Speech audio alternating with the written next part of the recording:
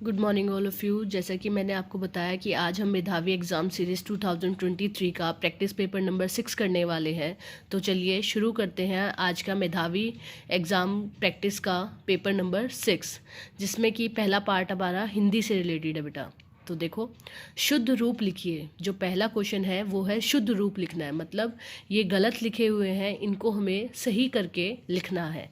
तो पहला क्या है? समव्यय। समव्यय कैसे लिखा जाता है? समव्यय ऐसे नहीं लिखा जाता, मतलब ये गलत है। तो समव्यय को हम किस तरीके से लिखेंगे? समव्यय में न भी आएगा बेटा, आधा न, व्यय और ये समव्यय। ठीक है।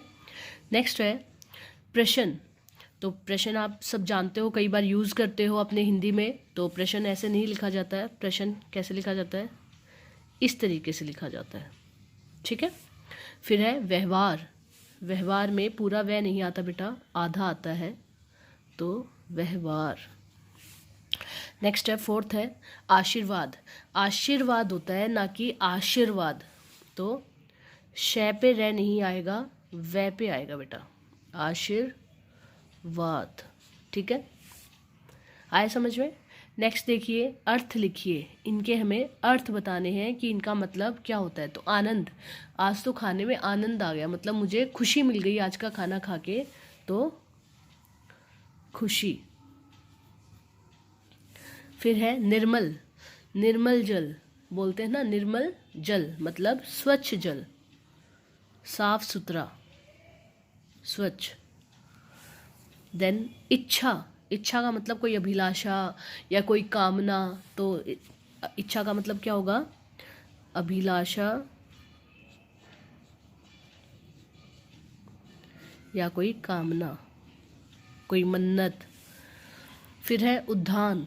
उद्यान मतलब बाग बगीचों को बोला जाता है उद्यान, तो बगीचा। ठीक है। नेक्स्ट क्वेश्चन है बहुवचन लिखिए। अब हमें इनके बहुवचन बताने हैं, मतलब ये क्या है?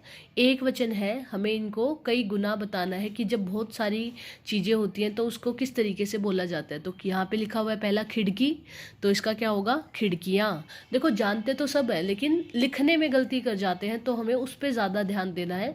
तो प्लीज़ ध्यान से देखा करो कि मात्राएँ कैसी, किस में कैसे लगती है, कौन सी बड़ी आती, कौन सी छोटी। तो इस तरीके से थोड़ा आप ध्यान रखा करो बेटा। तो खिड़की है पहला, तो खिड़कियाँ, खिड़कियाँ। फिर है गाय। गाय का बहुवचन क्या होगा? गाय, लेकिन मात्रा आ जाती है, रहता सेम है बोलने में, लेकिन ये ऐसे मात्रा आ जाती, गाय।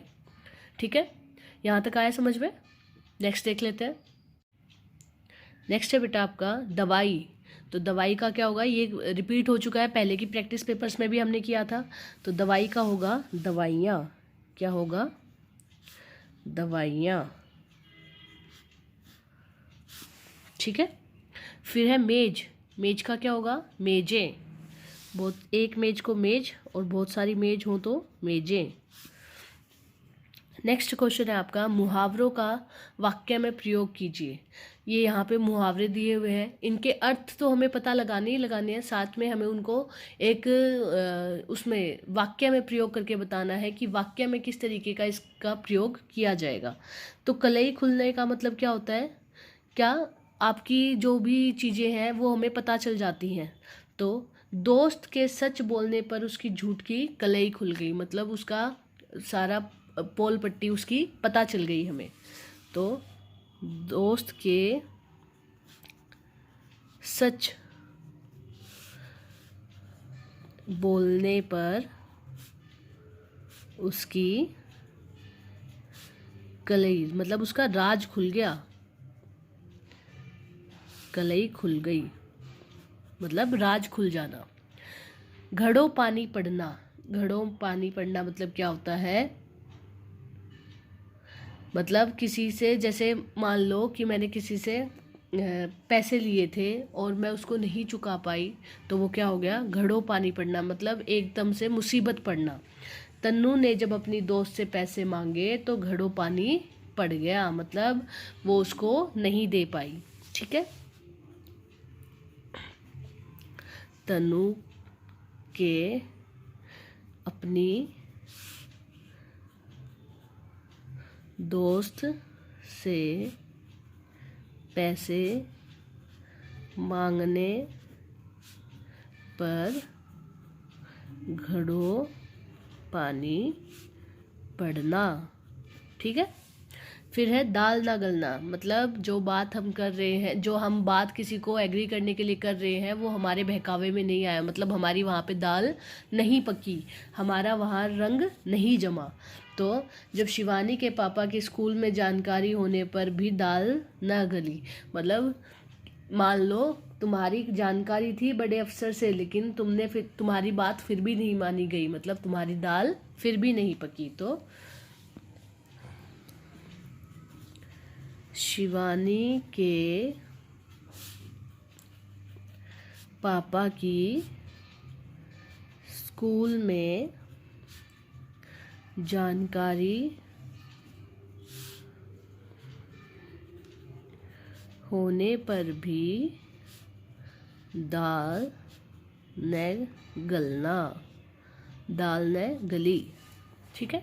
फिर है कोल्हू का बैल, मैंने कल भी बताया था, कल की प्रैक्टिस में भी आया था ये प्रैक्टिस पेपर में। कोल्हू का बैल मतलब जो बहुत मेहनत करता है उसको बोलते हैं हम कोल्हू का बैल होना। तो रामू खेत में कोल्हू के बैल की तरह काम करता है। जो रामू है वो खेत में कोल्हू के बैल की तरह काम करता है। ठीक है। नेक्स्ट है वाक्य को एक शब्द में लिखें। अब ये पूरा एक वाक्य है, मतलब इसको बोलते हैं वाक्यांश के लिए एक शब्द। जो सब कुछ जानता हो, जो संसार में सब कुछ जानता हो, उसको क्या बोलते हैं हम? उसको बोलते हैं हम सर्वज्ञ। क्या बोलते हैं? सर्वज्ञ, मतलब सब कुछ जानने वाला। ठीक है। नेक्स्ट देख लेते हैं नेक्स्ट क्वेश्चन। तो नेक्स्ट क्वेश्चन है बेटा आपका क्वेश्चन नंबर 18। ये वही वाक्यांश के लिए एक शब्द में से ही उसका पार्ट है। माह में 2 बार होने वाला, जो माह में मतलब महीने में 2 बार होता है उसको क्या बोलते हैं? द्विमासिक। क्या बोलते हैं? द्विमासिक, मतलब माह में 2 बार हुआ। जिसकी तुलना न हो, अगला है आपका क्वेश्चन नंबर 19। जिसकी तुलना न हो मतलब जिसकी कोई तुलना नहीं की जा सकती, वो क्या होता है? अतुलनीय। अतुलनीय, जिसकी कोई हम तुलना नहीं कर सकते। जिस जगह पर 4 राहें मिलती हो, ये भी कई बार रिपीट कर चुके हैं हम आपकी सीरीज में। तो क्या बोलते हैं हम उसको? जो हमारे घरों के बाहर निकलती सड़क पर जो चौराहा बन जाता है उसी को बोला जाता है। जहाँ पर 4 राहें मिल जाती है, जहाँ पे 4 गलियाँ एक साथ मिल जाती है उसको चौराहा बोलते हैं। तो वही यहाँ पे इसका आंसर है, चौराहा। ठीक है। नेक्स्ट क्वेश्चन है वाक्यों में विशेषण बताओ। देखो ये हम पहली बार कर रहे हैं इस तरीके के क्वेश्चंस, तो अब थोड़े डिफरेंट भी लेके आऊँ, क्योंकि एक तरीके के मैं प्रैक्टिस कई करवा चुकी हूँ। इससे पहले जो प्रैक्टिस पेपर 5 आ चुके हैं उसमें आप सेम तरीके के, तो उस तरीके के जो सवाल जो भी क्वेश्चन पूछे जाएंगे आप इजीली अब आंसर कर पाओगे। तो अब थोड़ा मैं नया आपको सिखाने की कोशिश करूंगी, ताकि अगर इस तरीके के भी क्वेश्चन आपके मेधावी के एग्जाम में आ जाए तो आप घबराओ ना और इनके भी इजीली आप आंसर दे पाओ। पहले बात कर लेते हैं विशेषण की। विशेषण होती क्या है? जो कोई भी शब्द संज्ञा या सर्वनाम की विशेषता बताता है बेटा, उसको हम विशेषण कहते हैं। मतलब संज्ञा या सर्वनाम, संज्ञा क्या होती है? कोई भी नाम, किसी का भी नाम, चाहे वो कोई भी हो, लिविंग थिंग हो, नॉन लिविंग थिंग हो, जीवित हो, अजीवित हो, कुछ भी हो, अगर किसी का कोई नाम है तो वो क्या कहलाती है? संज्ञा। और जो संज्ञा के स्थान पर जो शब्द यूज किए जाते हैं उनको हम सर्वनाम बोलते हैं। ठीक है। तो जो इन दोनों की विशेषता बताए, जो इन दोनों की खूबी बताए, कुछ भी बताए, मतलब किसी तरीके की भी विशेषण बताए, चाहे वो बुरी हो, अच्छी हो, कैसी भी हो, उसको हम क्या बोलते हैं? विशेषण। ठीक है। आया समझ में यहाँ तक? तो हम मैं संज्ञा बता चुकी हूँ। संज्ञा कोई भी नाम, और सर्वनाम जो संज्ञा के स्थान पर यूज करते हैं हम, तो उसको सर्वनाम बोलते हैं। और जो इन दोनों की विशेषता बताता है उसको विशेषण बोला जाता है। ठीक है। तो इसमें फर्स्ट क्वेश्चन है इसका 21। मोहन भड़कीली अचकन निकाल कर लाए। मोहन क्या लाए, भड़कीली अचकन निकाल कर। जो ये अचकन है, अचकन किसी चीज़ का नाम है ना, ड्रेस का नाम है ना, एक लंबी ड्रेस का नाम है। तो ये क्या होगी, आपकी संज्ञा हो गई। ये तो आपकी संज्ञा हो गई। और ये इसकी क्या बता रहा है, विशेषता बता रहा है। और हमेशा जो विशेषण आती है वो संज्ञा या सर्वनाम से पहले आती है, इससे पहले आ रही है। और ये भड़कीली, चमकीली, ये सब क्या है, विशेषता है, कोई संज्ञा की ये विशेषता बता रहे हैं। तो ये क्या हो गई आपकी विशेषण। तो यहाँ पे जो विशेषण है वो क्या है, भड़कीली। ठीक है। नेक्स्ट है, राम एक भला मानस है। राम एक भला मानस है। राम क्या है, एक भला मानस। मानस भी क्या है आपकी संज्ञा, नाम है, ये भी एक तरीके से मानस बोल देते हैं हम। तो संज्ञा की विशेषता बता रहे हैं कि वो क्या है, भला है। कौन है, मानस क्या है, एक भला है, जिसका नाम क्या था, राम। तो यहाँ पे जो विशेषण होगी वो क्या होगी आपकी, भला। नेक्स्ट है, चारों तरफ काले बादल घिर गए। चारों तरफ क्या घिर गए, काले बादल। यहाँ पे जो बादल है वो क्या है, वो भी आपकी संज्ञा है।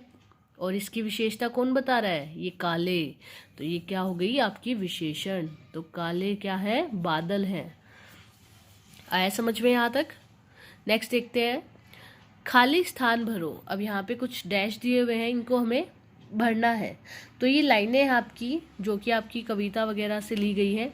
नाक सभी की लाल हो गई सुकड़ी, आगे क्या आएगा, सबकी चाल हो गई। तो ये आपको याद करनी पड़ेगी। मतलब आप जैसे जैसे अपने चैप्टर्स की रिवीजन करोगे या अपनी पोएम्स की रिवीजन करोगे, आपको अपने आप पता चलने लग जाएंगी कि क्या लाइनें आगे आएंगी। तो नाक सभी की लाल हो गई, सुकड़ी सबकी चाल हो गई। ठंड में होता है ना, नाक सबकी कैसी हो जाती है, लाल हो जाती है। और सब सिकुड़ सिकुड़ के चलने लग जाते। क्यों, क्योंकि सबको क्या लगने लग जाती है, ठंडी। नेक्स्ट है, झबर झबर बालों वाले गुब्बारे से गालों वाले। कि झबर झबर बालों वाले गुब्बारे से गालों वाले कौन आए थे, बादल। ठीक है, यहाँ तक आया समझ में, इतना हो गया बेटा। चलो नेक्स्ट की तरफ बढ़ते हैं। नेक्स्ट है बेटा 26, उसी का हमें fill in the blanks complete करने, रिक्त स्थान भरने हैं। घिर घिर कर बादल छाया है, 7 समुंदर भर लाया है। घिर घिर कर बादल आ गए हैं, क्या भर लाए अपने साथ, सारे के सारे समुद्रों का पानी अपने साथ वो भर के ले आए हैं। तो 7 समुंदर भर लाया है। ठीक है, आया समझ में। नेक्स्ट देखते हैं, विलोम शब्द लिखिए। देखो मैं पहले ही बता चुकी हूँ, ये कुछ ऐसे टॉपिक्स है, विलोम, पर्यायवाची, एक वचन, बहुवचन, लिंग बदलो, ये सब क्या है, या फिर शुद्ध करो रूप को, मुहावरों के अर्थ लिखो। ये सब ऐसे है बेटा टॉपिक्स जो हर एग्ज़ाम में आते ही आते हैं। तो ऐसा कुछ नहीं है कि सिर्फ वही बच्चे ये पढ़ाई करेंगे जिनका मेधावी का पेपर है। नहीं, जिनका एनुअल एग्ज़ाम भी होगा वो भी करेंगे, जिनका कोई और पेपर है एनवीएस का, केवीएस का, वो भी करेंगे। तो सब तरीके के बच्चे ये क्वेश्चंस या ये प्रैक्टिस सीरीज देख सकते हैं। सबको कुछ ना कुछ सीखने को ही मिलेगा। ऐसा कुछ नहीं है किसी के लिए कि ये नुकसान की बात होगी। पढ़ाई कुछ भी कर लो आप, कभी भी गलत नहीं करती है। हमेशा आपको कुछ ना कुछ फ़ायदा, आपको हमेशा कोई ना कोई प्रॉफिट देके ही जाती है, चाहे वो कभी आपको मिले। ठीक है, तो हमेशा पढ़ते रहना चाहिए, पढ़ाई करते रहना चाहिए। ये है विलोम शब्द लिखिए। विलोम मतलब इनके अपोजिट बताने, विपरीतार्थक बताने। तो आयात, आयात मतलब आना, निर्यात इसका अपोजिट होता है, इसका विलोम होता है निर्यात, मतलब जाना। जब हम किसी देश से कोई सामान लाते हैं तो उसको आयात बोला जाता है। जब हम अपने देश का सामान किसी और देशों में भेजते हैं तो उसको निर्यात बोला जाता है, मतलब इंपोर्ट और एक्सपोर्ट। तो ये क्या हो गया, निर्यात। आयात का अपोजिट निर्यात। फिर है सुगम। सुगम मतलब अच्छा, दुर्गम मतलब गलत, गंदा, दुर्गम। ठीक है, नेक्स्ट है अनुकूल, मतलब अपने अकॉर्डिंग, और इसका अपोजिट प्रतिकूल, मतलब अपने अपोजिट, अपने अकॉर्डिंग नहीं। तो अनुकूल और प्रतिकूल। फिर है जटिल। जटिल क्या होता है, डिफिकल्ट। डिफिकल्ट का अपोजिट इजी, तो इसका जटिल का सरल। ठीक है, यहाँ तक हो गया। नेक्स्ट देख लेते हैं। अब ये इंग्लिश का पार्ट शुरू हो रहा है बेटा। सॉरी, इंग्लिश का नहीं है, ये एसएसटी का पार्ट है बेटा। चलिए शुरू करते हैं। तो चलिए देखते हैं एसएसटी के हमारे ये क्वेश्चंस। अभी तक हमने हिंदी का पार्ट किया था इस प्रैक्टिस पेपर का, तो अब एसएसटी के क्वेश्चंस की बारी है। तो हमारा एसएसटी का जो फर्स्ट क्वेश्चन है और जो सीरीज़ का जो 31 क्वेश्चन है वो देख लेते हैं। Dash festival is celebrated with joy in Kolkata.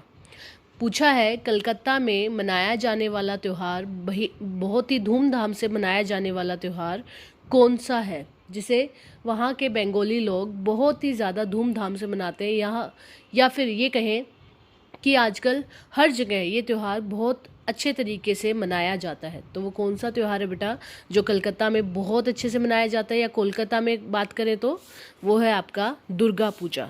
कौन सा है? दुर्गा पूजा। ठीक है। नेक्स्ट क्वेश्चन है question number 32। The famous dash lake is in Kashmir. पूछा है कि कश्मीर की सबसे फेमस लेक, सबसे फेमस झील कौन सी है। तो बताइए वो कौन सी झील है। वो है आपकी डल लेक। कौन सी है?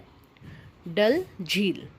ठीक है, जो कि आपके कश्मीर में है, जम्मू कश्मीर में। ठीक है, इसको देखने के लिए टूरिस्ट बहुत ज़्यादा जाते हैं क्योंकि ये इसकी खूबसूरती इतनी अच्छी है, ये दिखने में इतनी सुंदर है, और इसमें क्या करते हैं वो बोटिंग भी करते हैं, शिकारा राइड भी करते हैं। नेक्स्ट क्वेश्चन है question number 33। Dash is the oldest market of Delhi. ये हमारे पिछले पेपर का में भी ये क्वेश्चन था, तो ये देख लीजिए क्वेश्चन कितना इंपॉर्टेंट होगा कि हर एक पेपर में ये आता जा रहा है। तो इसीलिए मैं कहती हूँ प्लीज़ क्वेश्चन को ध्यान से देखा करो, क्योंकि किसी ना किसी एग्ज़ाम में इनमें से ही आपके क्वेश्चंस आने वाले हैं, कहीं बाहर से वो क्वेश्चंस नहीं आएंगे। तो जितना हो सकता है बच्चों फोकस करो प्लीज़। जिनके पेरेंट्स भी देखते हैं वो भी अपने बच्चों को बिठाया करो 1-1.5 घंटे के लिए।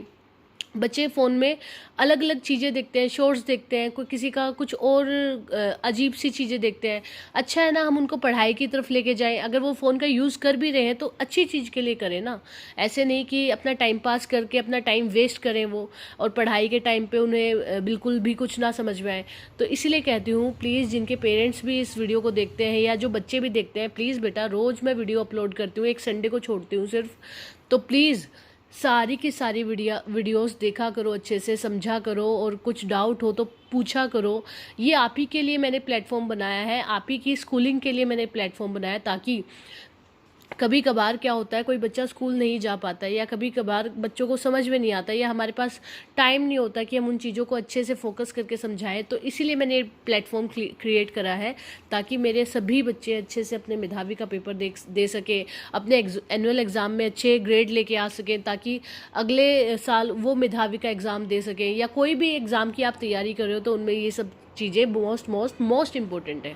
ठीक है, तो रिक्वेस्ट है सब पेरेंट्स से और सब बच्चों से, प्लीज़ वीडियो को पूरा देखा करो और अच्छे से समझा करो चीज़ों को। तो देख लेते हैं नेक्स्ट क्वेश्चन। ये हमारा क्या था कि बताओ दिल्ली की सबसे पुरानी मार्केट कौन सी है। तो मैंने कल भी बात की थी, यहाँ पे हम हमेशा तब जाते हैं जब हमारे घर में कोई शादी या कोई बड़ा त्यौहार होता है, उसकी शॉपिंग करने के लिए स्पेशली हम यहाँ जाते हैं। तो वो कौन सी मार्केट है बेटा? चांदनी चौक। चांदनी चौक की मार्केट। ठीक है, नेक्स्ट क्वेश्चन है क्वेश्चन नंबर 34।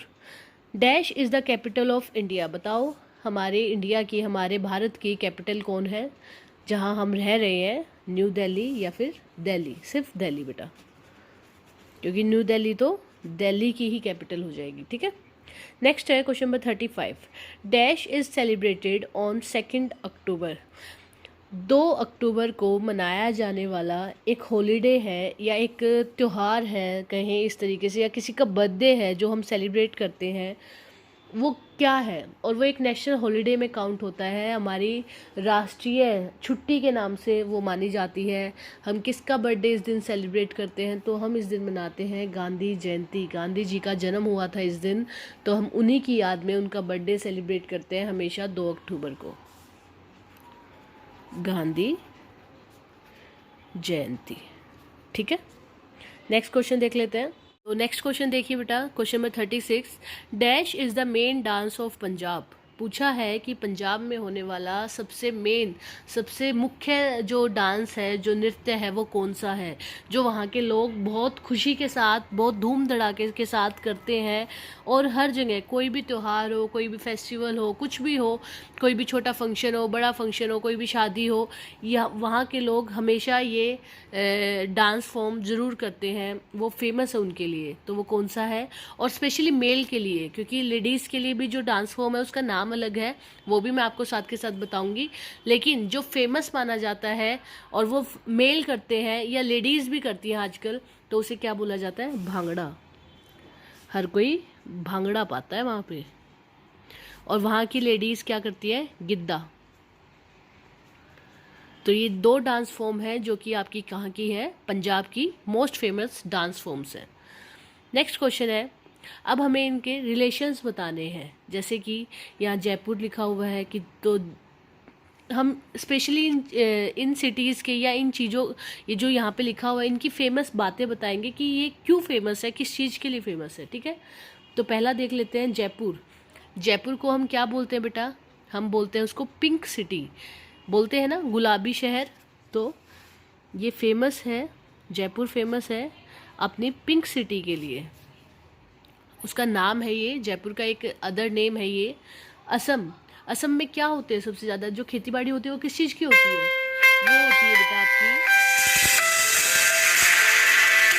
वो होती है बेटा आपकी किस चीज़ की, आपकी होती है टी की, मतलब चाय की खेती बाड़ी बहुत ज़्यादा होती है, इसीलिए वहाँ के टी गार्डन्स बहुत फेमस है।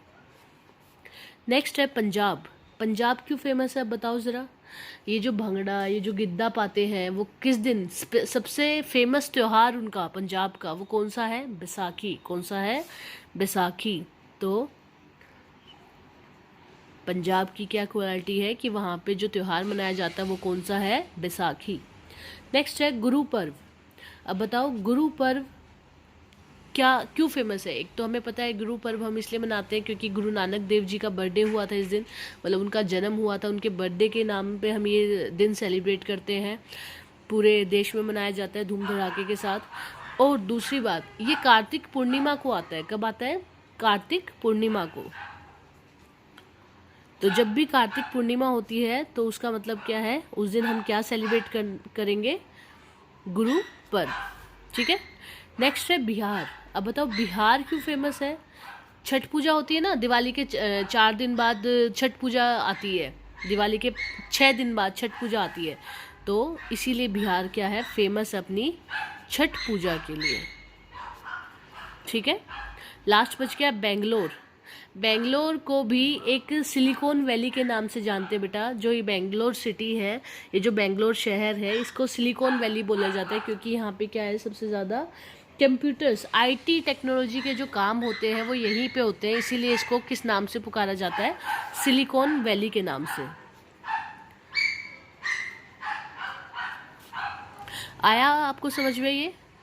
मैं एक बार फिर बता देती हूँ, मैंने इनमें इनका रिलेशन ढूंढा है, मतलब कि जयपुर किस तरीके से हम रिलेट कर सकते हैं, असम को, पंजाब को, गुरु पर्व को, बिहार को और बेंगलोर को। तो जयपुर मैंने जैसा बताया कि पिंक सिटी के नाम से फेमस है, असम में टी गार्डन्स है, पंजाब वैसाखी सेलिब्रेट करते हैं बहुत धूमधाम से, गुरु पर्व कार्तिक पूर्णिमा को आती है, बिहार में छठ पूजा बहुत धूमधाम से मनाई जाती है, और बेंगलोर को हम सिलिकॉन वैली के नाम से भी जानते हैं। आया समझ में। चलिए नेक्स्ट देख लेते हैं। Where Gateway of India is located. पूछा है कि हमारा जो गेटवे ऑफ इंडिया है भारत का, वो कहाँ पर है, तो वो कहाँ पर है और क्यों बनाया गया था ये भी मैं आपको बताऊंगी। जो हमारा गेटवे ऑफ इंडिया है, ये जॉर्ज 5 आए थे अपनी सैर करने, यहाँ पे एक डिक्लेरेशन करने इंडिया में, जब हमारा देश गुलाम था। उन्हीं के भव्य स्वागत के लिए गेटवे ऑफ इंडिया बनाया गया था, क्योंकि वो उसी रास्ते, मतलब समुद्र के रास्ते से आए थे और वहीं पे उतरने वाले थे, इसीलिए उनके लिए वहाँ गेटवे ऑफ इंडिया बनाया गया। और ये है हमारा मुंबई में। कहाँ पे है, मुंबई में, जिसको आप बॉम्बे भी बोलते थे पहले। ठीक है। नेक्स्ट है, what are the winds that brings rain or cold. बताओ उन हवाओं को क्या बोलेंगे जो अपने साथ क्या लेके आती है? बारिश लेके आती है। उन हवाओं को हम या उस मौसम को हम क्या बोलते हैं? वो किस नाम से फेमस है? बताओ।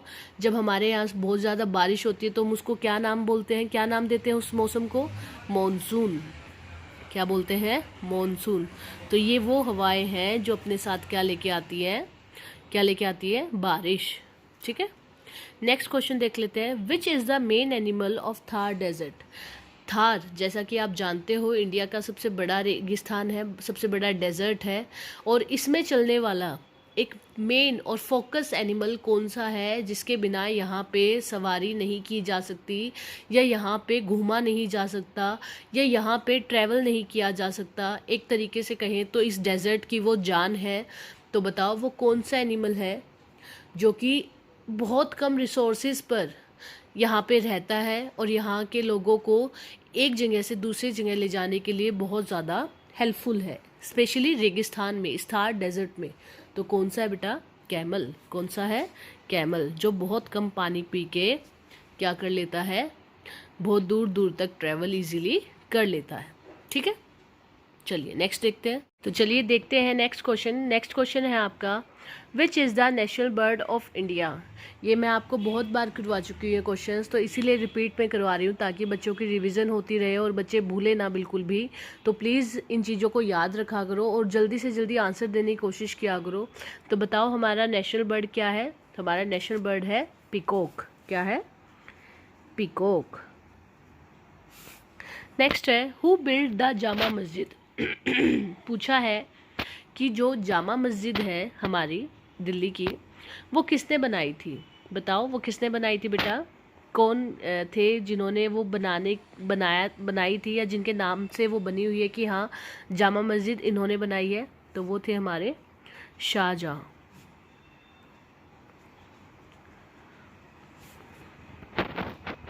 नेक्स्ट है question number 48, who is president of India?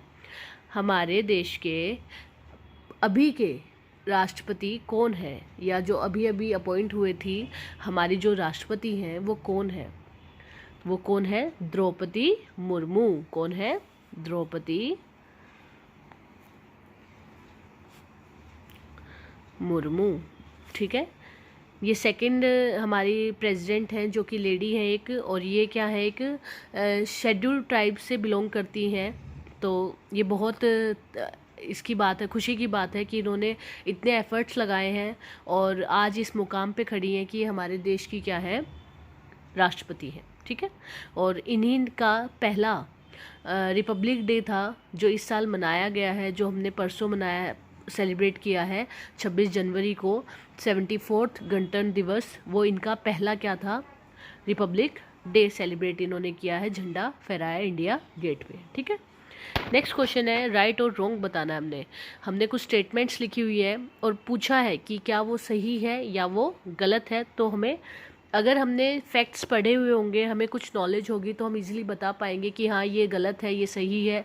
तो इसीलिए मैं कहती हूँ चीज़ों को ध्यान से पढ़ा करो, ध्यान से समझा करो, ताकि अगर इस तरीके के क्वेश्चंस भी आ जाएं तो आप इजीली उनको आंसर कर पाओ।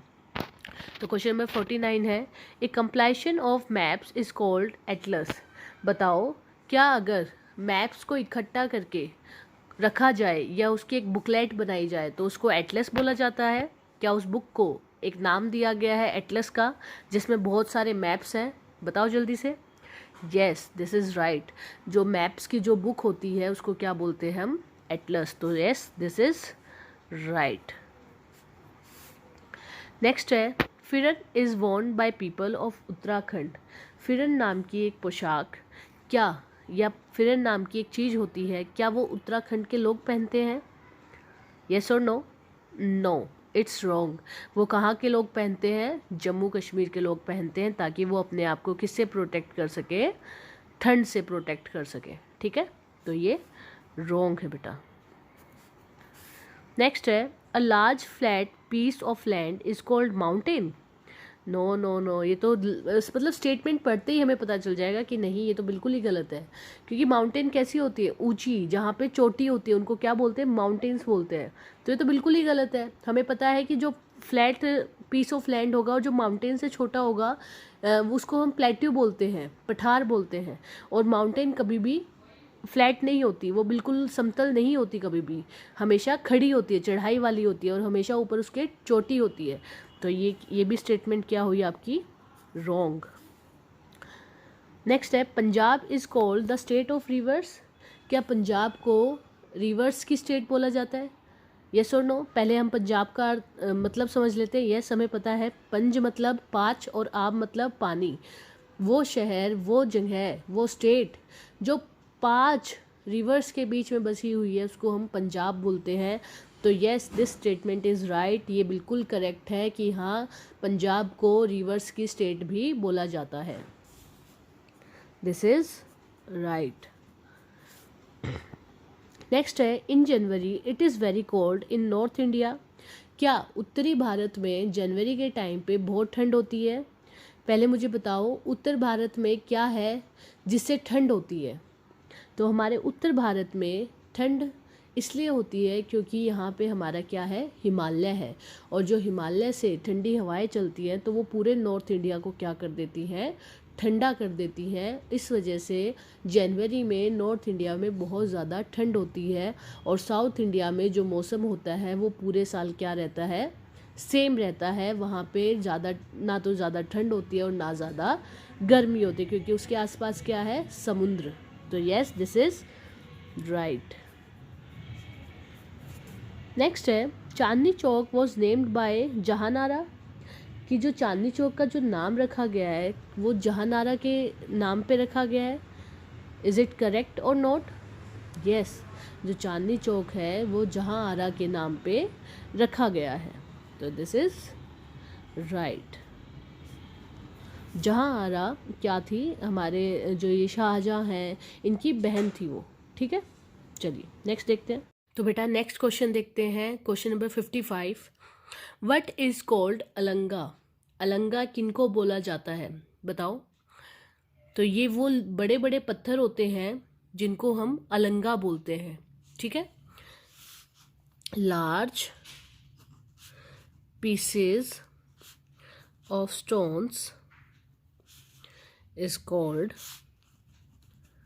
अलंगा। और ये नदियाँ अपने साथ बहा कर ले आती हैं और कहीं एक जगह ड्रॉप कर देती हैं। उन्हीं पत्थरों को हम क्या बोलते हैं? अलंगा। मतलब स्टोन्स के ये बड़े बड़े पीसीज होते हैं जिनको हम अलंगा बोलते हैं। नेक्स्ट है, डिफाइन पेनिनसुला। जैसा कि आप सब जानते हो कि इंडिया एक कैसी कंट्री है? पेनिनसुला कंट्री है।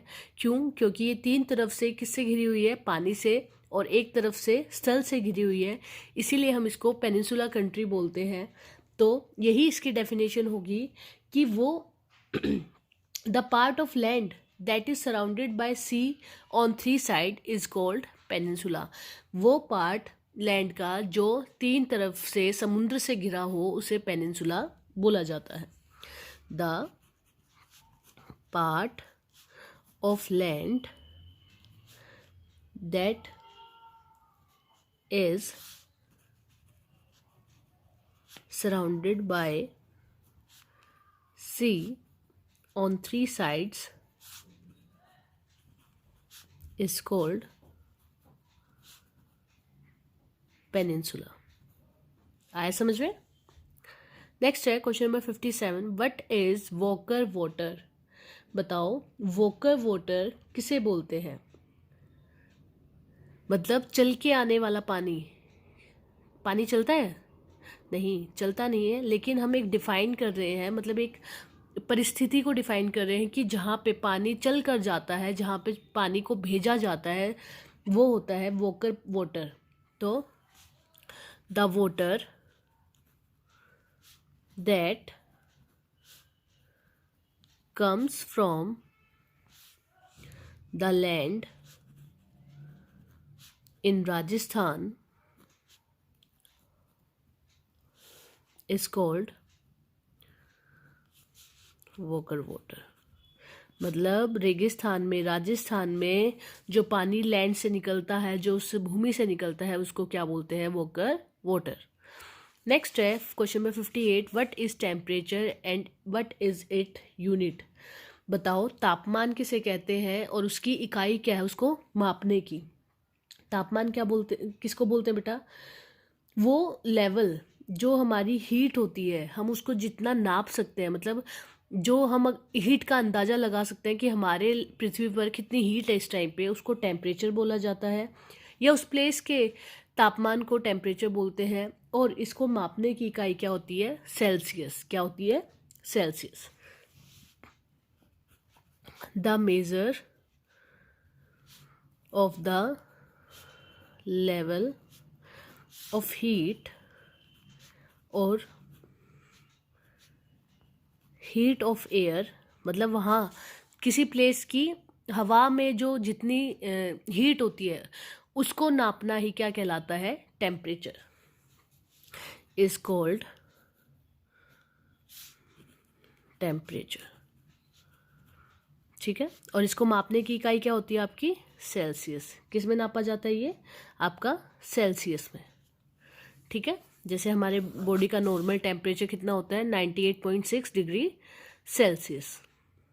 नेक्स्ट क्वेश्चन है, from which river Sundarban delta is formed. ये क्वेश्चन भी हम पहले कर चुके हैं, इसके बारे में काफ़ी चीज़ें मैं आपको पहले भी बता चुकी हूँ कि पूरे विश्व का जो सबसे बड़ा डेल्टा है वो कौन सा डेल्टा है? सुंदरबन डेल्टा, जो कि हमारे इंडिया में है। और ये दो रिवर से मिलके बनता है, एक गंगा और एक ब्रह्मपुत्रा। और जो ये डेल्टा है ये सबसे मोस्ट फर्टाइल लैंड माना जाता है पृथ्वी का, कि जहाँ पे आप कोई भी फसल उगाना चाहो तो वो इजीली उग सकती है और बहुत अच्छे से उग सकती है। सॉरी बेटा। तो गंगा एंड ब्रह्मपुत्रा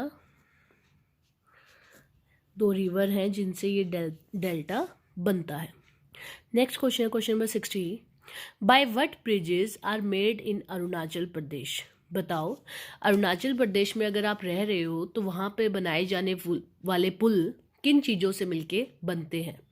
बताओ, जहाँ वहाँ के लोग जो अपने ब्रिजेस बनाते हैं वो क्या किस चीज़ का यूज़ करते हैं अपने ब्रिजेस या अपने घरों को बनाने के लिए? वो कौन सी रिसोर्स है जो वहाँ पे सबसे ज़्यादा यूज़फुल है और इजीली अवेलेबल भी है, मतलब वो आसानी से वहाँ पे मिल भी जाते हैं, इसीलिए वहाँ के पीपल सबसे ज़्यादा इसी चीज़ का यूज़ करते हैं अदर देन किसी और चीज़ का यूज़ करना चाहें, जैसे सीमेंट वगैरह इन सब चीज़ों का। तो बताओ वो कौन सी चीज़ है जिससे वहाँ के ब्रिजेस बनाए जाते हैं? तो वो है बैम्बू। बैम्बू से वहाँ के लोग अपना घर, अपनी ब्रिजेस या अपना कोई भी ऐसा काम का एरिया जो कि उन्हें इजीली बनाने में बना सके वो और उनके लिए हेल्पफुल रहे, वो किससे बनाना पसंद करते हैं? बैम्बू से। क्यों? क्योंकि अरुणाचल प्रदेश में सॉरी बेटा, क्योंकि अरुणाचल प्रदेश में सबसे ज़्यादा बारिश होती है और उस बारिश को अपने घरों को प्रोटेक्ट करने के लिए उस बारिश से वो उस बैम्बू का यूज़ करते हैं ताकि उनके घर मतलब जल्दी से पानी ना टपकने लग जाए या वो कच्चे ना पड़ जाए, इसीलिए वो वहाँ पे बैम्बू का यूज़ करते हैं। क्योंकि आपको पता है बैम्बू क्या होता है? एक मोस्ट ब्यूटीफुल और मोस्ट हार्ड वुड होती है एक तरीके से, जिसको आप स्ट्रेच करके कैसे भी शेप दे सकते हो, लेकिन उसमें जो पानी है वो कभी भी उससे रिश्ता नहीं है, इसीलिए वहाँ के लोग बैम्बू का सबसे ज़्यादा यूज़ करते हैं। ठीक है, चलिए नेक्स्ट क्वेश्चन की तरफ बढ़ते हैं। तो देखिए नेक्स्ट क्वेश्चन है बेटा, फिल इन द ब्लैंक्स का क्वेश्चन है ये। Many reverse gate dash during rainy season. पूछा है कि बहुत सारी नदियाँ रेनी सीजन के टाइम पे क्या हो जाती हैं? क्या हो जाती है? रेनी सीजन क्या शो करता है? जब बहुत ज़्यादा बारिश होती है। बारिश होती है मतलब बहुत ज़्यादा पानी भर जाता है जगह जगह पे। अगर जगह जगह पे पानी भर जाता है, ऑब्वियस है रिवर्स में भी पानी बहुत ज़्यादा भर जाता होगा। इससे क्या आती है? बाढ़ आ जाती है। कई कई जगह, कई कई रिवर्स में बाढ़ आनी शुरू हो जाती है। तो वही हमसे एग्जामिनर पूछ रहा है कि बताओ रेनी सीजन के टाइम पे ज़्यादातर नदियों में क्या हो जाता है? तो क्या हो जाता है? फ्लड आ जाती है, बाढ़ आ जाती है, फ्लडेड हो जाता है। नेक्स्ट है, the river finally joins the. जब रिवर अपने स्थान से निकलती है, वो पानी जो एक रिवर की फॉर्म में होता है, जब वो अपनी माउंटेन से निकलता है और वो अपना रास्ता कंप्लीट करके एक जगह पे पहुंच जाता है जहाँ पे वो रिवर ना रह के एक समुद्र बन जाता है। तो ये कहाँ जाके मिल जाती है एट लास्ट, सारी की सारी रिवर्स ये कहाँ जाके मिल जाती हैं, ये मिल जाती है समुद्र में, सी में। तो हमेशा एक रिवर माउंटेन से निकलने के बाद एंड पॉइंट उसका क्या होता है, सी, समुद्र। नेक्स्ट है question number 63, khejri tree is found in the dash area. ये क्वेश्चन भी हम पहले कर चुके हैं बेटा, रिपीट आ रहा है, इसीलिए मैं कहती हूँ क्वेश्चंस को ध्यान से किया करो, क्योंकि अगर क्वेश्चंस को आप एक बार समझ लोगे तो आपको आगे वाले आने वाली सीरीज़ में ना आप इजीली उनके आंसर्स दे पाओगे, और जब आप मेन एग्जाम में बैठोगे ना तो आपको बिल्कुल भी परेशानी नहीं होगी उस चीज़ से। तो देखो पूछा है खेजड़ी ट्री कहाँ पाया जाता है, तो खेजड़ी ट्री कहाँ पाया जाता है, आपके डेजर्ट एरिया में, क्योंकि ये ट्री ऐसा ट्री है जिसको बहुत कम पानी की ज़रूरत होती है। ठीक है, नेक्स्ट क्वेश्चन देखते हैं, question number 64, dash is essential for the germination of seed. बताओ क्या होता है बीज को अंकुरित होने के लिए सबसे ज़्यादा ज़रूरी क्या चीज़ होती है। ये क्वेश्चन भी रिपीट है, मैं इसके बारे में पहले भी बात कर चुकी हूँ। तो वो क्या चीज़ है, एक तो पानी और धूप, और जो पानी और धूप को मिलके एक जो चीज़ बनती है मॉइस्चर, जो उसमें सीड में हमेशा रहना चाहिए, वो बहुत ज़्यादा महत्वपूर्ण है। उसी से आपने देखा होगा जो बीज है वो अंकुरित हो जाते हैं। जैसे कि हम अपने घरों में एक दाल को भिगोते हैं, मूंग की दाल को भिगोते हैं ताकि उसको अंकुरित करके हम क्या कर सकें, खा सकें, क्योंकि वो बहुत अच्छी रहती है हमारे शरीर के लिए। इसीलिए हम क्या करते हैं, उसको सिर्फ भिगो के रख देते हैं, एक कपड़े में बांध देते हैं, तो वो जो मॉइस्चर जो उसमें रहता है वो उससे उसको हेल्प करता है क्या करने के लिए, अंकुरित होने के लिए, जर्मिनेट होने के लिए। तो मॉइस्चर सबसे ज़्यादा ज़रूरी है किस चीज़ के लिए, जर्मिनेशन के लिए, किसी भी चीज़ का या किसी भी सीड का। ठीक है, नेक्स्ट है question number 65, the pole star is always visible in the dash direction. बात कर लेते हैं कि ध्रुव तारा हमेशा कहाँ दिखाई देता है आसमान में, किस डायरेक्शन में दिखाई देता है, या बात कहें कि ध्रुव तारे की हेल्प से हम पता लगा लेते हैं कि ये डायरेक्शन कौन सी है। पहले के ज़माने में जब हमें नहीं पता होता था कि हमें डायरेक्शंस के कंपास होता है कि उसको यूज़ करके हम डायरेक्शंस का पता लगा सकते हैं, तो वहाँ पहले के लोग क्या करते थे, ध्रुव तारे की हेल्प से डायरेक्शंस का इजीली पता लगा लेते थे कि अगर ध्रुव तारा इस डायरेक्शन में है तो मतलब ये उत्तर दिशा है और इसके अपोजिट वाली दक्षिण दिशा होगी। तो इस तरीके से पहले के ज़माने में इसका यूज़ किया जाता है, और बल्कि आज भी किया जाता है। तो पोल स्टार हमेशा किस डायरेक्शन में होता है, नॉर्थ डायरेक्शन में। कौन सी, नॉर्थ डायरेक्शन। ठीक है, या फिर ये कहें कि नॉर्थ डायरेक्शन कहाँ होती है, जहाँ पे पोल स्टार होता है, आपका ध्रुव तारा होता है। ठीक है, नेक्स्ट क्वेश्चन है question number 66, BCG the vaccine protect against. ये क्वेश्चन भी पहले कर चुके हैं बेटा हम पहले की वीडियोस में, कि BCG का जो इंजेक्शन बच्चों को लगाया जाता है वो किसकी प्रोटेक्शन, किस डिजीज़ से उनको प्रोटेक्ट करने के लिए लगाया जाता है। तो वो कौन सी डिजीज़ है बेटा, TB, ट्यूबरोक्लोसिस।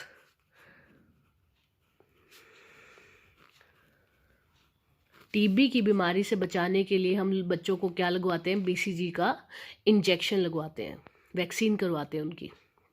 आया आपको यहाँ तक समझ में। नेक्स्ट देख लेते हैं हम, ये पेयर्स बनाने का क्वेश्चन है, मतलब यहाँ पे कुछ क्वेश्चंस 6 क्वेश्चंस ऐसे दिए हुए हैं और इनके सामने इनके ऑप्शंस हैं, हमें बस पेयर बनाने हैं, मतलब उनको मैच कर देना है कि कौन सा किससे बिलोंग करता है। ठीक है, पहले सारे देख लेते हैं। पहला है होली बेसिल, हॉकी, हॉकी की स्पेलिंग में ई आएगा बेटा, सॉरी।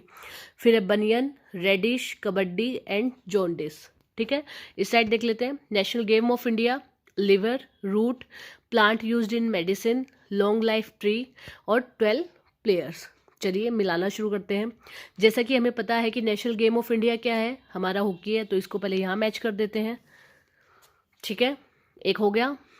नेक्स्ट है बनियन, हमें पता है कि हमारा नेशनल ट्री है, और नेशनल ट्री है मतलब लॉन्ग लाइफ चलने वाला ट्री है, जिसकी रूट्स भी उसकी तरह ब्रांचेस की तरह लटकती हैं। तो बनियन ट्री आपका लॉन्ग लाइफ ट्री। ठीक है, नेक्स्ट है आपका प्लांट यूज्ड इन मेडिसिन। हमें पता है कि तुलसी जी एक ऐसा प्लांट है जिसको हम मेडिसिन के रूप में भी यूज़ करते हैं, लेकिन अगर तुलसी जी हमारे देश में है तो बाहर के देशों में भी तो कोई तुलसी जी होगी, तो उनको किस नाम से जाना जाता है, उसको नाम से जाना जाता है बेसिल। बेजिल के नाम से वो अपनी तुलसी जी को जानते हैं। और यहाँ पे लिखा भी हुआ होली बेजिल, मतलब पूजनीय तुलसी। तो ये कौन सी होगी? प्लांट यूज इन मेडिसिन, वो प्लांट जो मेडिसिन बनाने के लिए यूज़ किया जाता है। ठीक है। अब है रेडिश। रेडिश मतलब आपकी मूली। मूली क्या होती है? कैसा वेजिटेबल है ये? एक ये रूट वेजिटेबल है। कैसी वेजिटेबल है? आपकी रूट वेजिटेबल है। ठीक है। नेक्स्ट है आपका कबड्डी। कबड्डी में कितने प्लेयर्स होते हैं बेटा? अभी अभी कबड्डी का मैच हुए थे ना, और पता कौन सी टीम जीती थी? Pink panther. तो कबड्डी में कितने प्लेयर्स होते हैं आपके? 12 प्लेयर्स। और जो लास्ट वाला बच गया जॉन्डिस। जॉन्डिस की जो बीमारी होती है वो किसको ज़्यादा हार्म करती है? हमारे लीवर को। तो जॉन्डिस लीवर से कनेक्ट है। आया समझ में यहाँ तक आपको? दोबारा बता देती हूँ।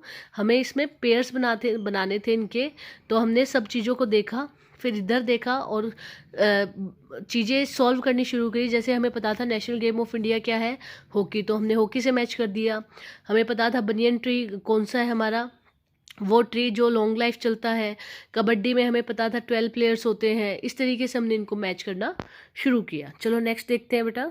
चलो बेटा क्वेश्चन नंबर 73, ये भी राइट रॉन्ग का क्वेश्चन है आपका। इससे पहले भी हम राइट रॉन्ग के क्वेश्चन कर चुके हैं एसएसटी में। ये हमारे ईवीएस का पार्ट चल रहा है, तो अब ईवीएस के राइट रॉन्ग की बारी है। तो ईवीएस में जो राइट रॉन्ग के क्वेश्चन है वो है 73 से। तो पहला ही क्वेश्चन है, ORS should be given in case of vomiting and diarrhoea. क्या जो ORS का घोल है, जो चीनी और नमक का जो घोल है, वो दिया जाता है कब? जब कोई उल्टी ज़्यादा कर रहा हो, या फिर जिसको हेज़ा हो गया हो, जिसको ऐसी चीज़ खाने से दिक्कत हो गई हो कि वो बार बार वोमिट कर रहा है या वो बार बार वॉशरूम यूज़ कर रहा है। तो उस टाइम पे उस पेशेंट को क्या ORS दिया जाता है सबसे ज़्यादा? इज़ इट राइट और wrong? Yes, this is right. हमेशा जब ये चीज़ें होती हैं, ये सिम्टम्स हमें दिखते हैं वोमिटिंग और डायरिया के, तो हम उस टाइम पे पेशेंट को क्या देते हैं? ORS। क्या देते हैं? ORS। नेक्स्ट है 74, independence day is celebrated on 26 जनवरी। क्या स्वतंत्र दिवस हमेशा 26 जनवरी को मनाया जाता है? नहीं, ये तो बिल्कुल ही गलत है। हमें पता है अभी हमने 26 जनवरी मनाई है, और किस लिए? क्या बोलते हैं हम उसको? Republic day. तो इंडिपेंडेंस डे कब मनाया जाता है? 15 अगस्त को। तो ये तो गलत है, दिस इज रॉन्ग। नेक्स्ट है question number 75, butterflies drink the juice of flowers. क्या जो मधुमक्खियाँ जो तितलियाँ होती हैं वो फ्लावर्स का जूस पीती हैं? इज इट राइट और wrong? Yes, this is right. जो बटरफ्लाइज होती हैं वो क्या पीती हैं? जो फ्लावर्स का जो जूस होता है उनको पीती हैं। नेक्स्ट है, there are 153 bridges on the way from Goa to Kerala. पूछ रहा है एग्जामिनर कि जब हम गोवा से केरला की तरफ मूव करना शुरू करेंगे, जाएंगे घूमने, तो जो बीच में जो ब्रिजेस आते हैं, जो पुल आते हैं, क्या वो 153 हैं काउंटिंग में? इज इट राइट और रॉन्ग? देखो ये तो वही बता सकता है जिसने गिने हो। हम तो बस याद कर सकते हैं कि यस ये हाँ है या ना है। नहीं, ये गलत है बेटा। गोवा से केरला जाते वक्त इतने ब्रिजेस नहीं आते हैं। ठीक है। नेक्स्ट क्वेश्चन है question number 77, we do not breathe, sorry ये स्पेलिंग गलत है, we do not breathe while sleeping. क्या हम सोते वक्त सांस नहीं लेते? नहीं, ऐसा तो बिल्कुल भी नहीं है। अगर हमने 1 मिनट भी सांस लेना बंद किया तो हम उसी टाइम क्या हो जाएंगे? मर जाएंगे, हम डेड हो जाएंगे। तो ऐसा कोई भी समय नहीं होता जब तक हम जीवित हैं कि हम सांस ना लें। मरने के बाद तो ऑब्वियस है वो मरा ही इसी वजह से, क्योंकि उसको सांस नहीं मिल रहा था। वो सांस लेने में कहीं ना कहीं कंफर्ट नहीं था, और वो उसकी सांस लेनी बंद हो गई, इसलिए वो क्या हो गया? डेड हो गया। तो जब तक हम सांस लेते रहेंगे हम क्या रहेंगे? जीते रहेंगे। चाहे हम सो रहे हों, खा रहे हों, नाच रहे हों, कूद रहे हो, कुछ भी कर रहे हो, हम सांस हमेशा लेते रहते हैं। तो दिस इज रॉन्ग। ठीक है। नेक्स्ट है, a truck give strength to trees. A trunk give strength to trees. क्या एक ट्रंक स्ट्रेंथ देता है ट्रीज को? जो उसका तना होता है, जो पेड़ का जो तना होता है, क्या वो पूरे पेड़ के लिए एक स्ट्रेंथ, एक ताकत का काम करता है? दिस इज राइट और रॉन्ग? हाँ, जो तना होता है बेटा, जो पेड़ का जो तना होता है वो मोस्ट पावरफुल होता है, और उसी से जो ट्री होता है वो पूरा फलता और फूलता है, क्योंकि उसी के द्वारा नीचे से जो पानी लिया जाता है ट्री के द्वारा, वो सारा प्रोसीजर उसी के द्वारा किया जाता है, और जो खाना बनाया जाता है वो उसी का प्रोसीजर बना के आगे लीव्स में सेंड करता है। तो इसीलिए कहते हैं कि जो तना होता है अगर वो स्वस्थ होगा तो पेड़ क्या रहेगा, हंसता खेलता रहेगा, स्वस्थ रहेगा। तो दिस इज राइट। ठीक है, आया समझ में ये? राइट और रॉन्ग के हमने इतने क्वेश्चंस किए, किसी में भी डाउट हो तो प्लीज़ बता देना। नेक्स्ट क्वेश्चन है क्वेश्चन नंबर 79। वट इज़ इलाइक कॉल्ड इन कॉमन लैंग्वेज? बताओ, इलाइक को कॉमन लैंग्वेज में क्या बोला जाता है, क्या नाम है उसका? तो क्या नेम है उसका बेटा? उसका नेम है सिकल। क्या नेम है? सिकल। आया समझ में? नेक्स्ट है, who invented the Braille script? जो ब्रेल लिपि है जो किनके लिए यूज़ की जाती है? अंधों के लिए, जो देख नहीं सकते उनके लिए ये स्क्रिप्ट, ये लिपि यूज़ की जाती है ताकि वो इजीली पढ़ सकें चीज़ों को, इजीली अपनी लैंग्वेज, अपनी बातों को लिख सके उस लैंग्वेज में। तो ये किसने बनाई थी, किसने इसका आविष्कार किया था, इस ब्रेल लिपि का, इस स्क्रिप्ट का? तो वो थे, इन्हीं के नाम पे ये ब्रेल नाम रखा गया इस लिपि का, इस स्क्रिप्ट का। तो वो थे लुइस ब्रेल।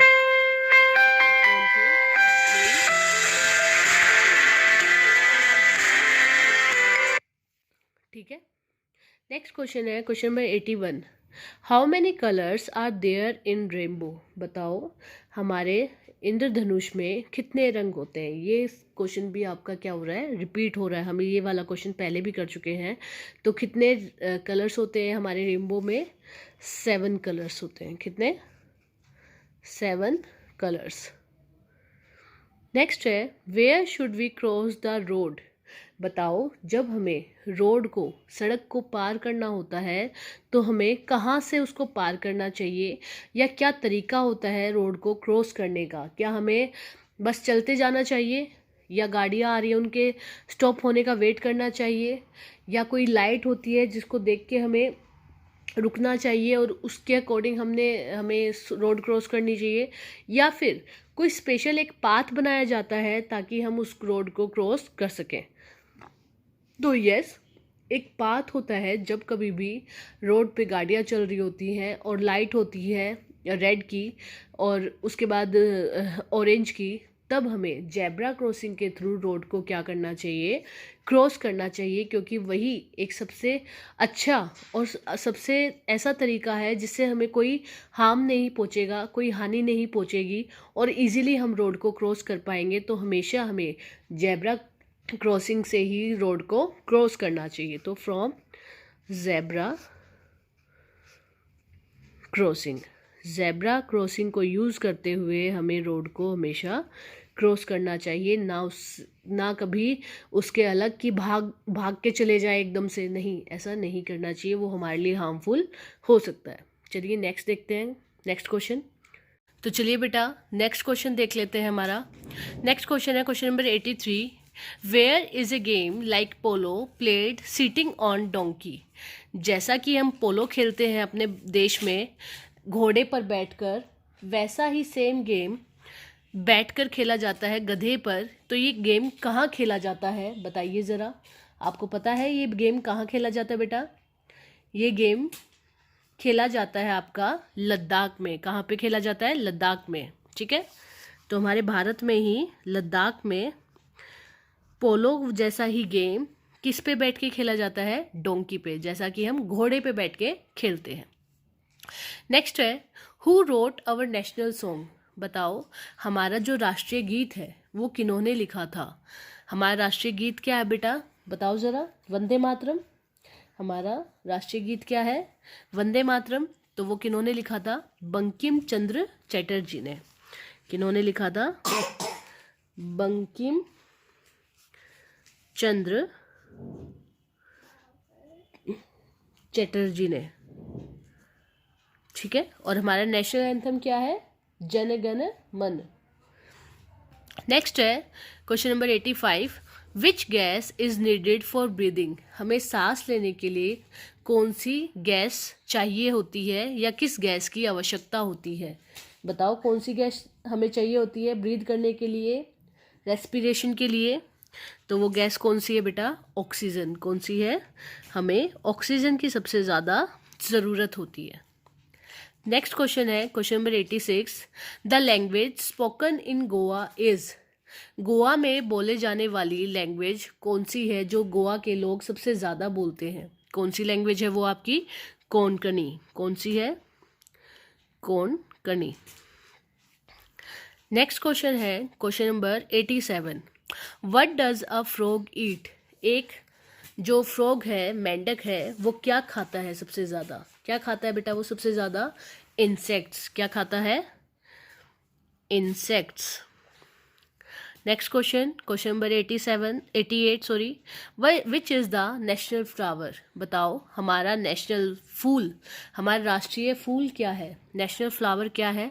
तो वो क्या है बेटा आपका? लोटस। क्या है? Lotus.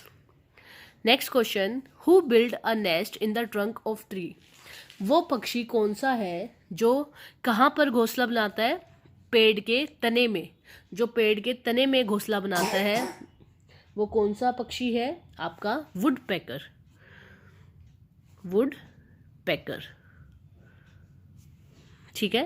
Next question, how many legs does a ant have, एक चींटी की कितनी पैर होते हैं? एक चींटी के कितने पैर होते हैं ये पूछा गया है क्वेश्चन में। तो कितने पैर होते हैं बेटा एक चींटी के? एक चींटी के 6 लेग्स होती हैं, 6 पैर होते हैं। आया समझ में यहाँ तक? सिंपल थे क्वेश्चंस, ये पहले भी कर चुके हैं हम, बस एक रिवीजन के तौर पे देखो दोबारा से ये इस पेपर में आ गए हैं। तो यही होता है, जब हम ज़्यादा प्रैक्टिस करते रहेंगे तो हमें चीज़ें याद रहनी शुरू हो जाएंगी और हमें क्वेश्चन पेपर बिल्कुल भी डरावना नहीं लगेगा, हमें उससे डर नहीं लगेगा और हम इजीली सारे क्वेश्चंस को पढ़ के इजी तरीके से उनके आंसर्स दे पाएंगे। ठीक है, इसीलिए मैं सबसे ज़्यादा प्रैक्टिस करवा रही हूँ रोज़ प्रैक्टिस पेपर डाल के, ताकि आप क्वेश्चन पेपर से फेमिलियर हो जाओ। चलिए नेक्स्ट क्वेश्चन देख लेते हैं। तो देखते हैं बेटा, नेक्स्ट क्वेश्चन आपका, अब ये मैथ के पार्ट शुरू हो गया है, मैथ का पार्ट, तो कुछ हम मैथ का पार्ट करेंगे इस पेपर में। क्वेश्चन नंबर 91 है, एक सीरीज़ दी हुई है जो हम पैटर्न्स वाली सीरीज़ चलाते हैं, जो हमने पैटर्न वाली सीरीज़ सीखी थी उसी का ये क्वेश्चन है। पहले लिखा हुआ है 226, फिर है 236, देन 246। तो देखो सिमिलैरिटी ढूंढने की कोशिश करते हैं। पहले सब डिजिट्स में 2 है, तो मतलब आने वाली दोनों डिजिट्स में भी क्या होगा? 2 होगा। फिर नेक्स्ट है यहाँ 2, देन 3, एक एक बढ़ रहा है, 1 प्लस हो रहा है, तो यहाँ पे भी 1 प्लस होगा तो 5, और नेक्स्ट में 1 प्लस होगा तो 6। फिर लास्ट में 6 है, यहाँ भी 6 है, यहाँ भी 6 है, मतलब सब में सेम है, तो इन नंबर्स में भी क्या होगी? सेम डिजिट होगी, 6 ही रहेगा।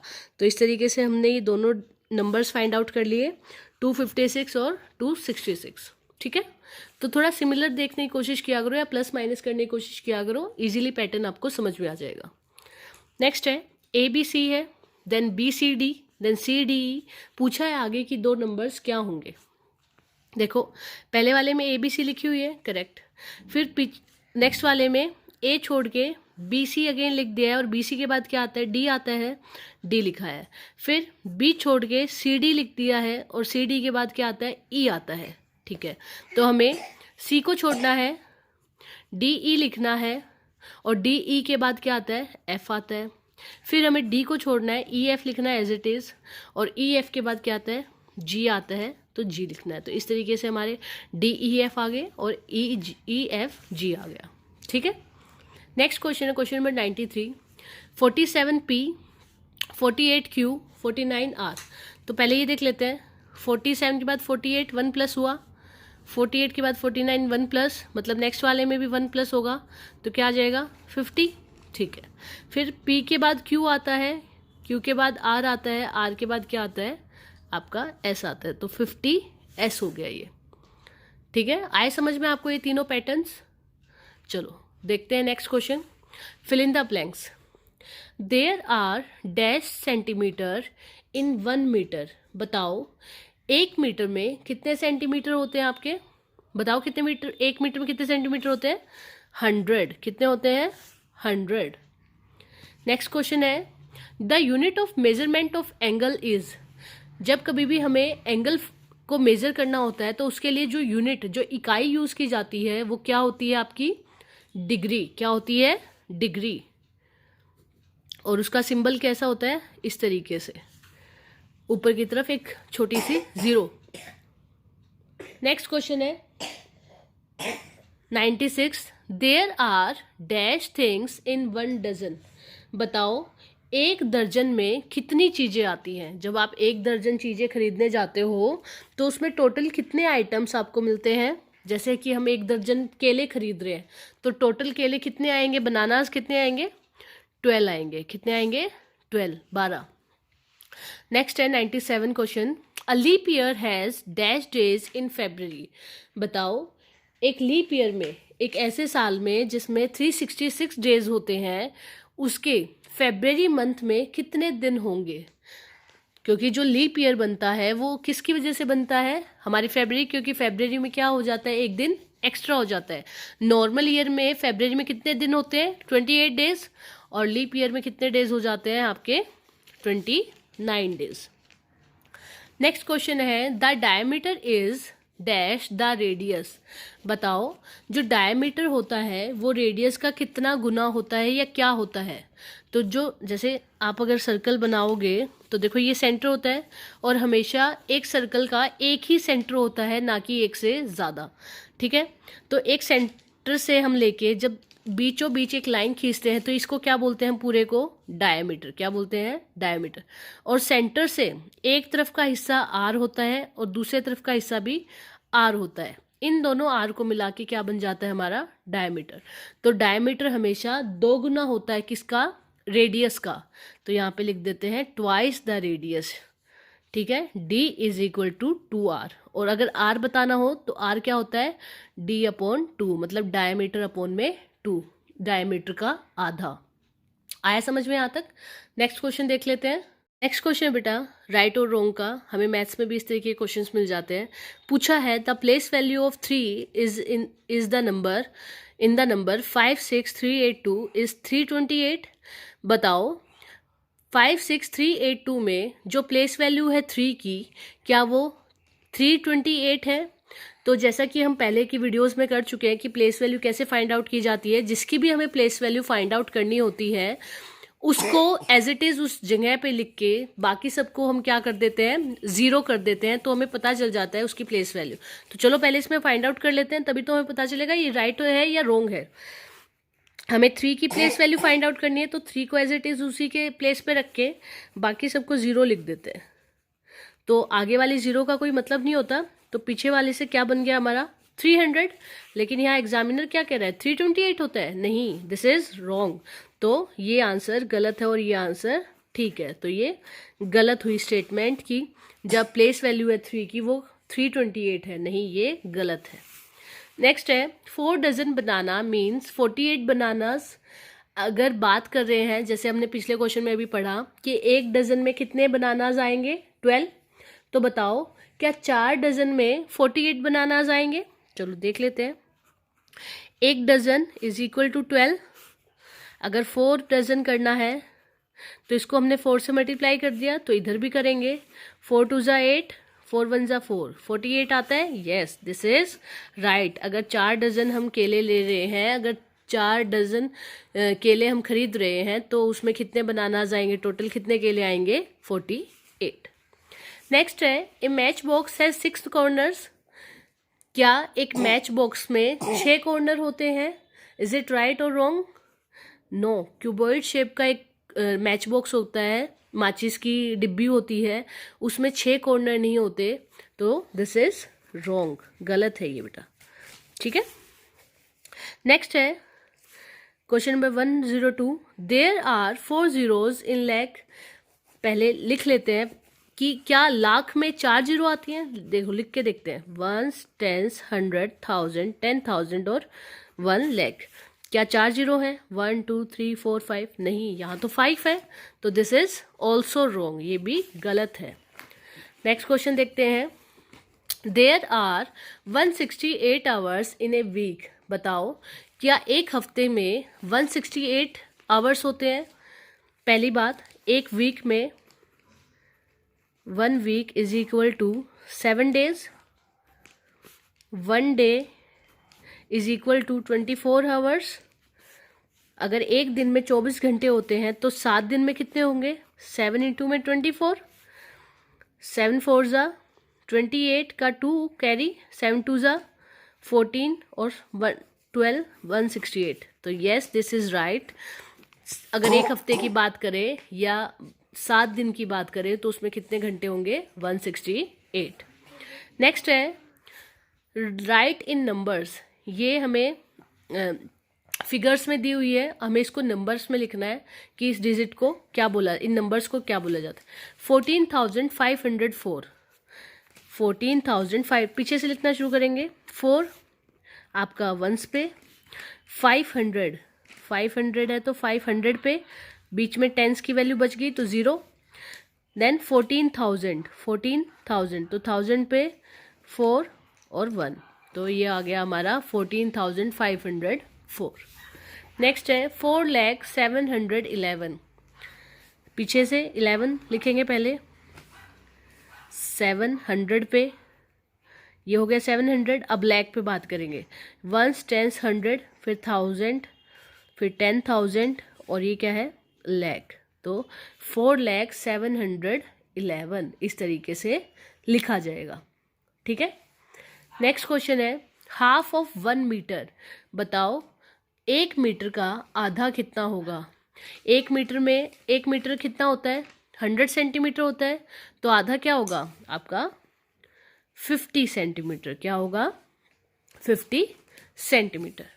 नेक्स्ट है the unit of measurement of liquid is. बताओ लिक्विड को मापने की इकाई क्या होती है? तो किस में नापा जाता है आपका लिक्विड? आपका नापा जाता है लीटर में। किस में? लीटर में। ठीक है।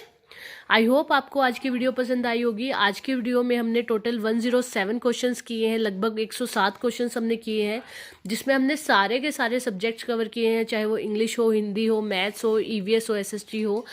तो मैं आशा करती हूँ कि आपको मतलब ये सारे क्वेश्चन समझ में आ गए। अगर नहीं भी समझ में आए हो तो प्लीज़ कोई भी डाउट अपने मन में मत रखना, प्लीज़ पूछ लेना। उससे क्या होता है कि अगर आप डाउट मन में रखोगे तो एग्ज़ाम में वही आपको क्या होता है, फंसा देता है वही क्वेश्चन, और आप तब सोचते हो कि काश मैं मैडम से पूछ लेती या पूछ लेता।